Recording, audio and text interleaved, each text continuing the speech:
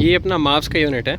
ये port starboard दोनों के लिए एक यूनिट है। इसमें क्या, अगर हमारे टैंक में एक्सेस प्रेशर बिल्ट होता है, अब इसकी जो सेटिंग्स है, इसकी सेटिंग्स है 27.5 kPa and 40 kPa। 40 kPa is for harbour and 27.5 kPa is at सी।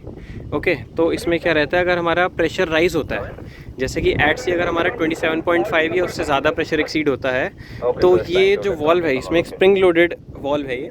इसके मतलब इसको पायलट वॉल्व बोलते हैं, जो इसकी इतनी यूनिट है, ये पायलट वॉल्व बोलते हैं इसको। तो ये स्प्रिंग लोडेड है और इसका प्रेशर स्प्रिंग के प्रेशर से ही नीचे पोस्ट है। तो जैसे ही उसका प्रेशर 27 kPa उससे ज़्यादा होता है, तो वो स्प्रिंग लिफ्ट होता है और ये इधर से अपना ये बेलो फ्लैंज बोलते हैं इसको, बेलो, इसके थ्रू ये सीधा वेंट मास में चला जाएगा। ओके, और अगर ये इन केस लिफ्ट हो जाता है तो इसको रीसेट करने का प्रोसीजर क्या है, अपने को ऊपर खोलना है जहाँ पे ऑक्सिलरी सेटर लगता है।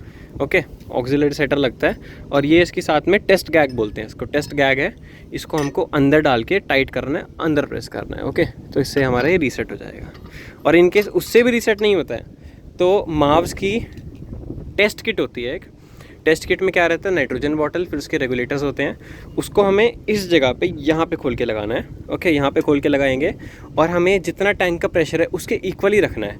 जस्ट कि हम उसको फिजिकली तो पुश कर नहीं सकते हैं, तो हम उसको नाइट्रोजन के प्रेशर से उसके स्प्रिंग को नीचे पुश करेंगे और उतने ही प्रेशर से करना है जितना हमारा टैंक प्रेशर है। ओके, तो ये हो गया हमारा इतना। और अभी पायलट वॉल्व की जो सेटिंग है वो है 27.5 kPa।